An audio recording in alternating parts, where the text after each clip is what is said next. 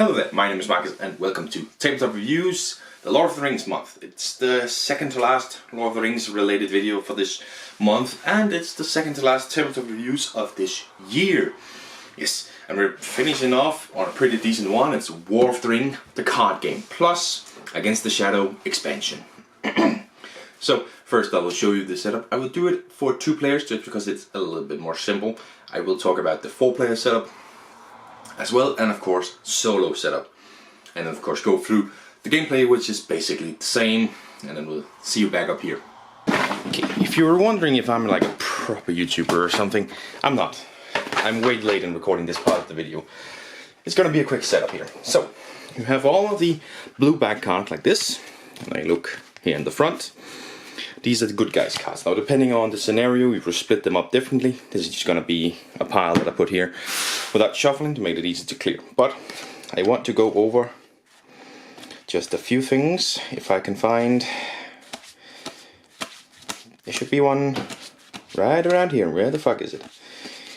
Okay, there. So these are basically the same. Well, actually, I've completely forgotten about this. So there are 4 types of cards. Here they are. First of all, you have character cards. It denote down here character.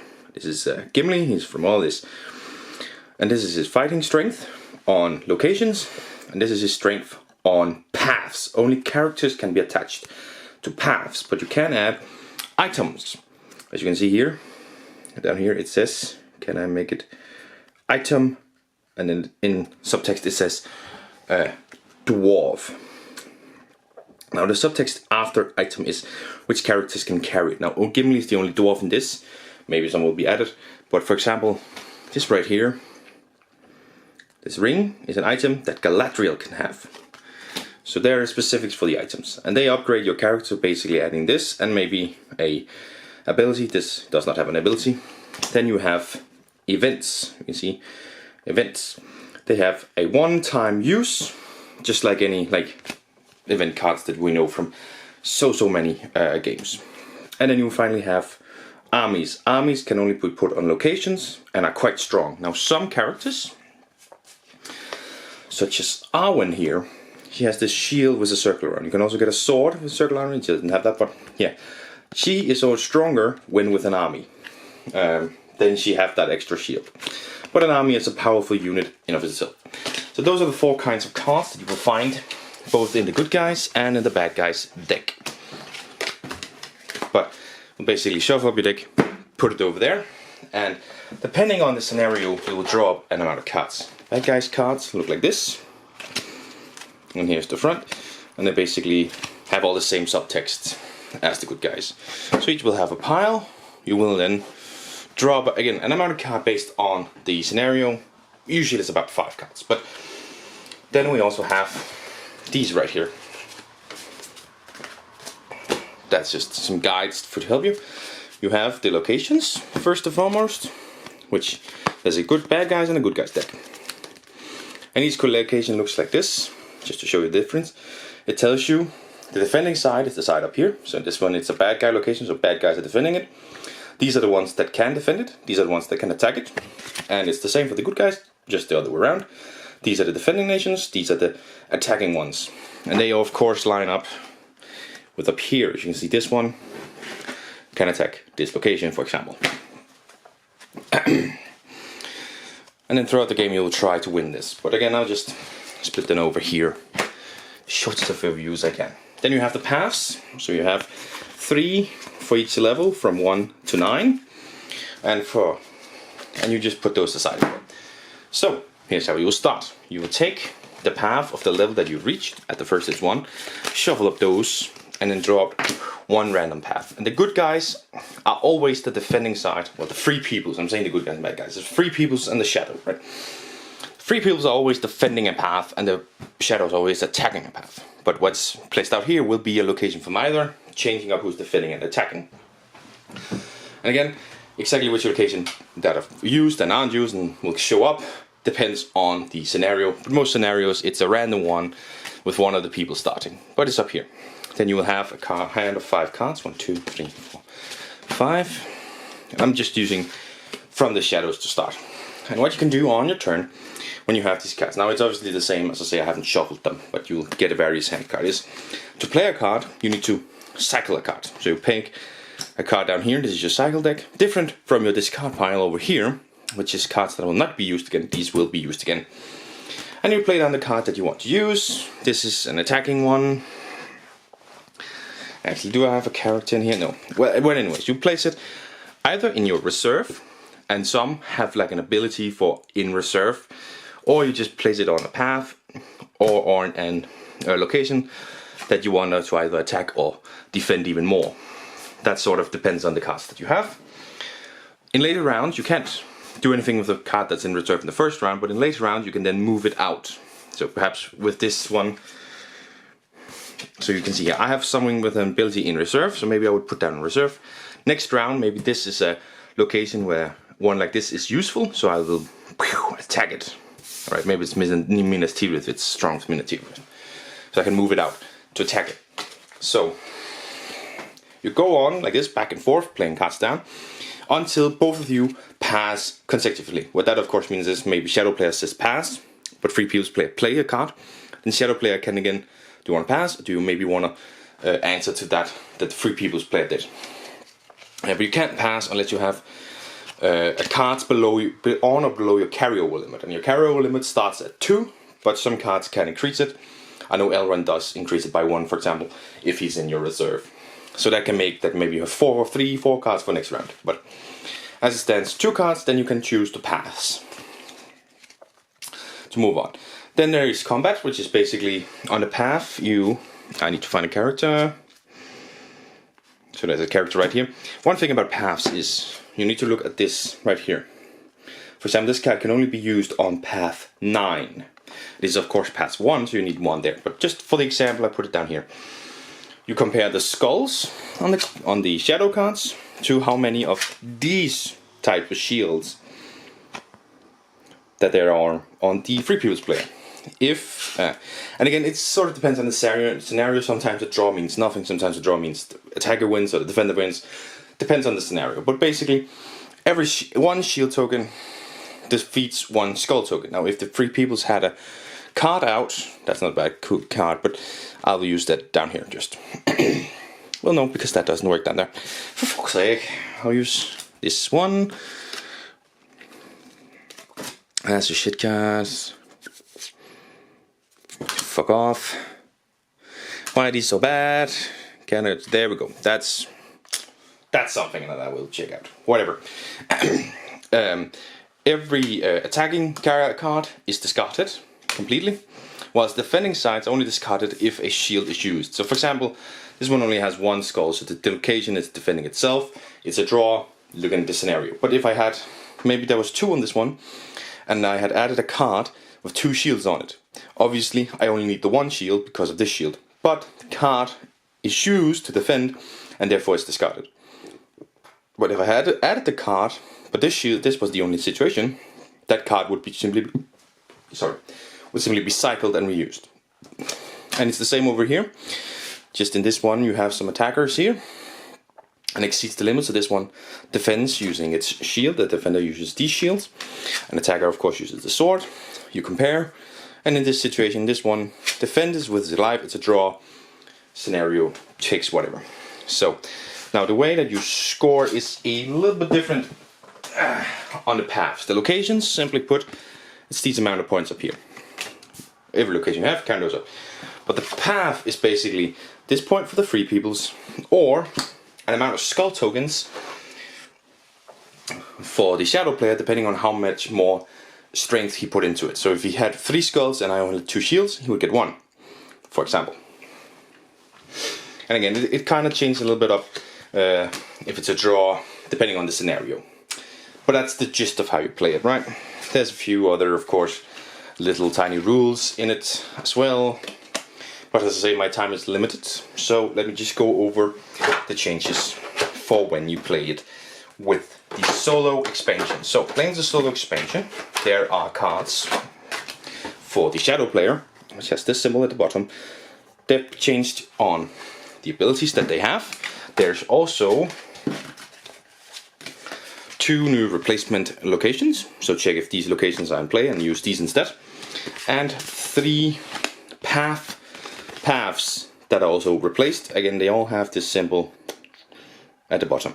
And again, you check if these paths are used. That's actually, is there 4? There's 4 actually. There's a 4th that didn't get hold up. Whatever.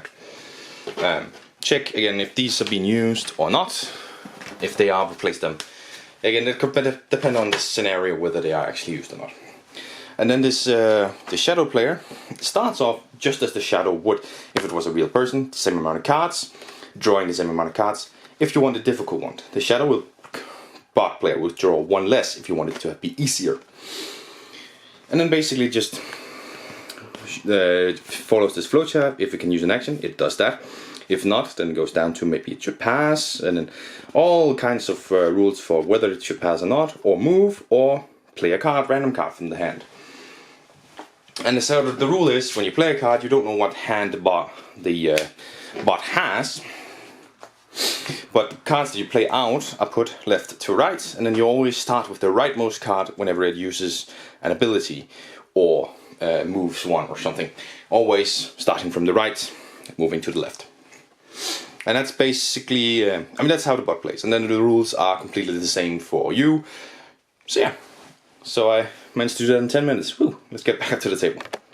Alright, that's the gameplay. So the 2-player and the 4-player gameplay is completely the same. So let's start off with that one.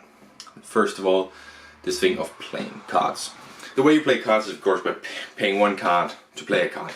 It's seen before in various aspects of it, and it is a pretty cool mechanic. I like this mechanic because it forces you to take decisions about the cards, because you know they will get back to you, but when will they get back to you? Will they get back to you when you need them or not?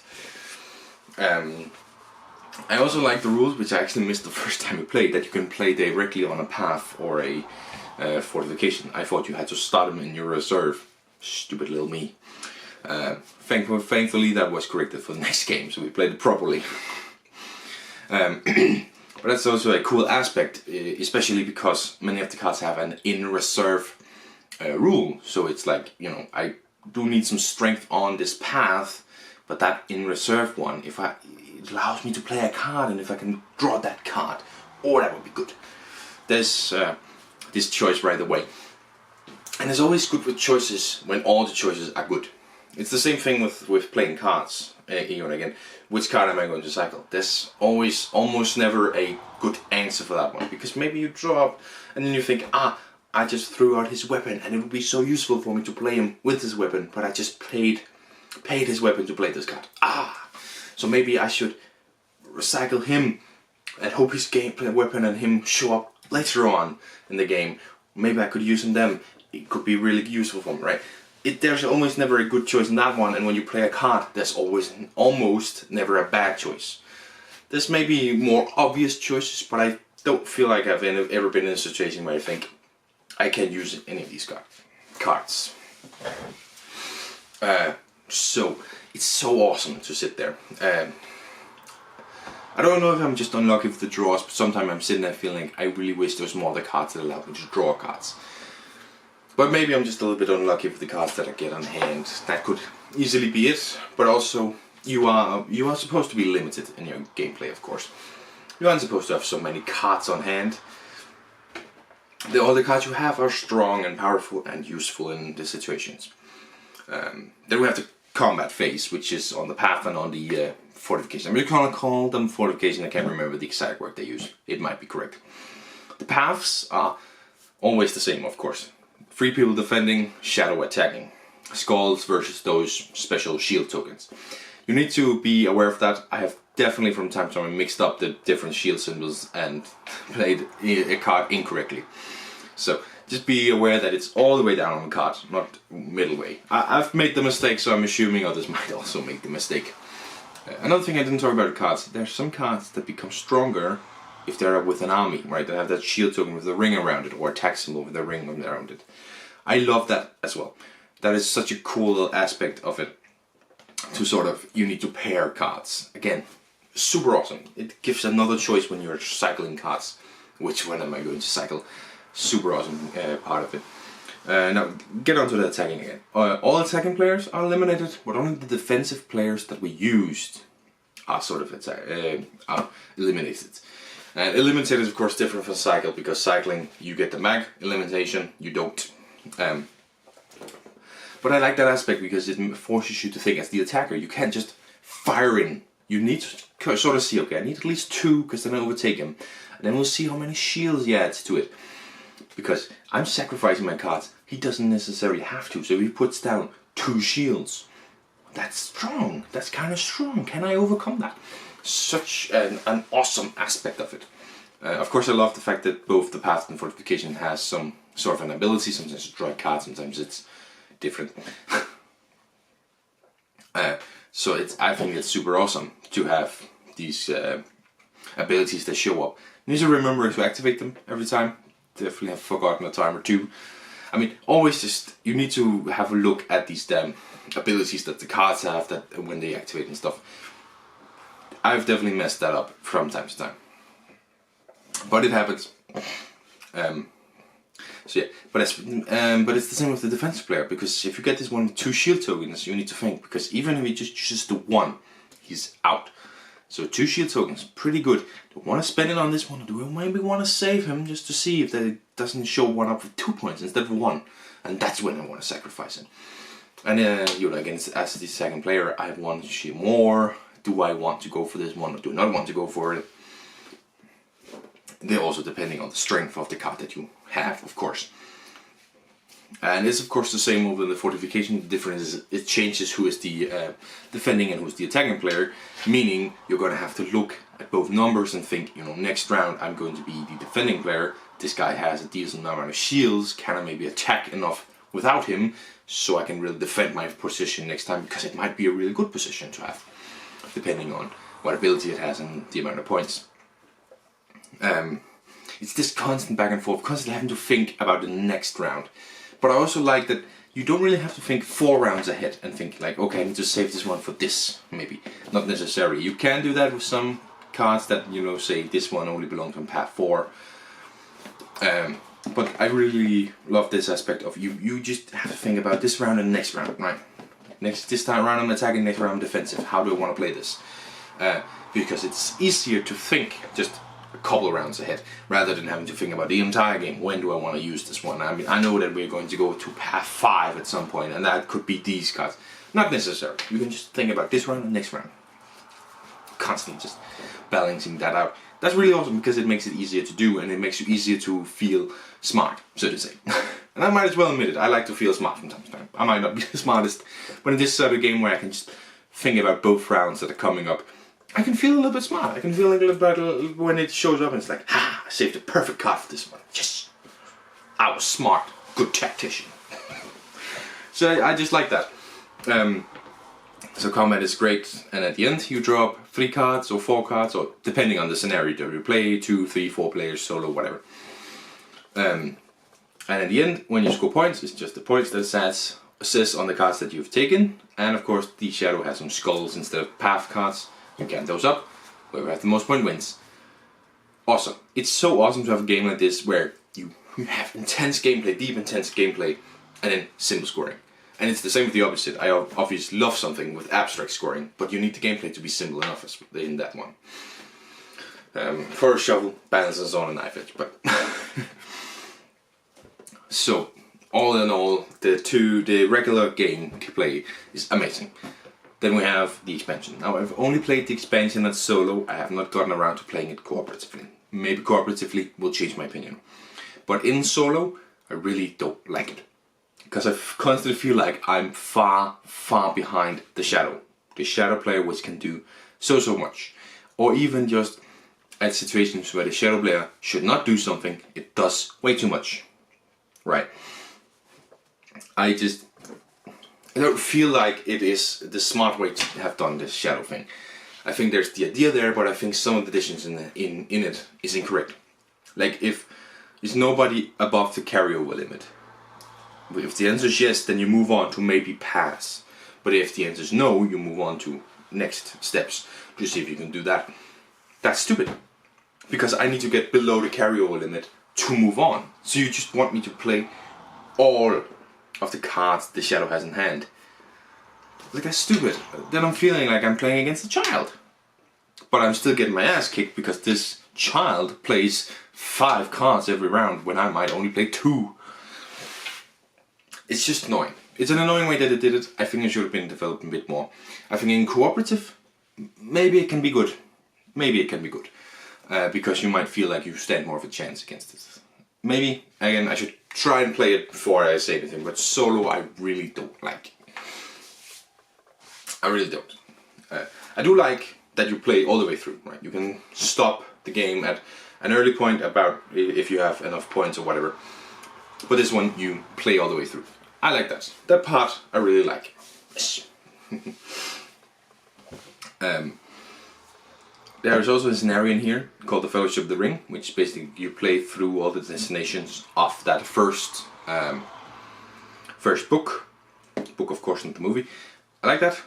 I hope that the expansions add so you can sort of efficiently play through all 3 books and then maybe combine it in sort of a campaign style. Combine it in to see, did you win over the shadow, or which of your opponents won if you playing a cooperative or maybe a competitive game.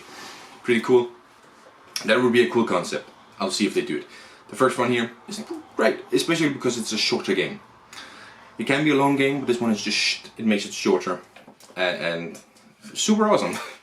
And that leads us well into the theme. Of course, regular scenario where you're 4 players back and forth here. You are working as a team, and it does make sense that some of the factions are split up. So you sort of feel the theme in that one.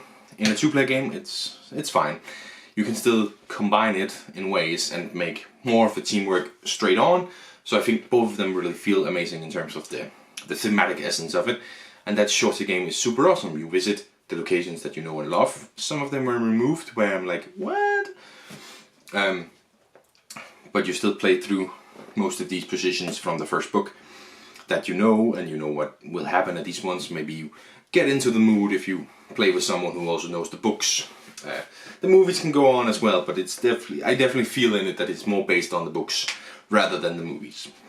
But of course the movies is a really, really brilliant presentation of the books, so you can get in with them for both. There's just going to be some parts of the destinations that someone who's only seen the movies isn't going to quite understand, but you can still really be drawn into this theme from playing that one. That's why I really want that campaign. It would be so awesome. Just playing a 2-player campaign through the 3 books, and then you win individual games. Did you win the overall campaign? Did you conquer Middle Earth, or did they destroy the One Ring? That would be... I really hope they do something with that one. Ian Brody, that's an idea for you. I don't have the recent Fire and Sword or whatever, Fire and Stone whatever expansion yet. Really want it now. Hoping that they do something with it. Who knows? But yeah, super awesome theme. I get into it. I love Lord of the Rings. That's why I'm doing an entire month of Lord of the Rings games. Component wise, the cards are pretty decent quality. I still haven't learned to talk about card quality. It feels good in hand. They don't feel thin, but they don't feel too thick. They shuffle quite easily without feeling like I'm breaking them.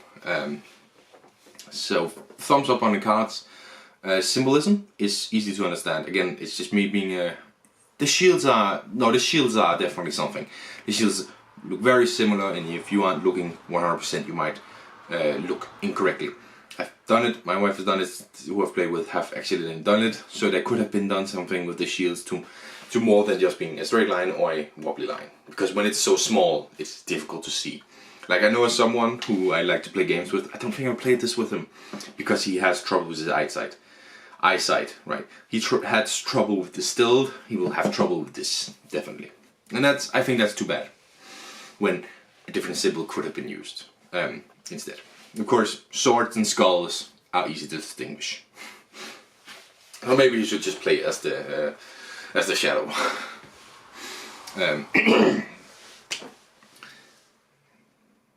Right, cardboard as well. The cardboard tokens in here are good thick quality. They were easy to pop out when I got the game. So again, another great big thumbs up for that. And yeah, artwork is just absolutely brilliant. It's the same artwork they used in Lord of the Ring. I can't remember if it's John Howe artwork or not. It reminds me of it, but not quite but it's an awesome, distinct artwork style. Super awesome. So, does it lie to you? Now, I can't quite find anything on the box where it says an amount of time to play, but it does say it's a play game for 2 to 4 players, age 13 to adult. So, what's adult? I don't feel like an adult myself. I'm only 23. It's definitely not. But can I binge on a play? I think it's a ridiculous way to write it, but it's just been 13 and up. Although I'm not going to play it with my 66-year-old grandmother. 1, she doesn't like Lord of the Rings. 2, she would not understand it. I mean, my aunt doesn't understand it. She doesn't understand Tickets Right, but that's the difference between a board gamer and a non-board gamer. But I think 13 is a good starting age. For once, they're not afraid to go too high. 13 feels more accurate. It's also sort of the time when, like, I got into Lord of the Rings when I was about 11, so at 13 that would have been when I really was into it. We started reading the books. Perfect time for me to get a game like that.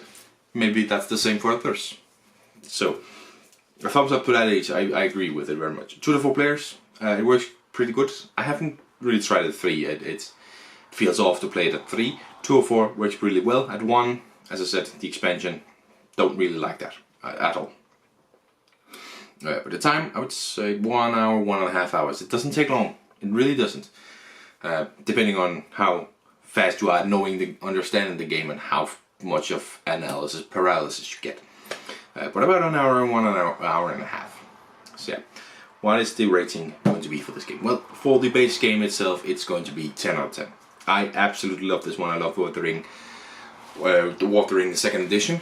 I haven't played the 1st edition just yet. We'll get to it. But Lord of the Rings card game is another really, really lovely card game from the Lord of the Rings universe. Lord of the Rings, the card game was also brilliant. I actually do prefer this one, just because it's a bit simpler, but still amazing. I really, really love the game. Fantastic. The expansion, which adds the cooperative for solo.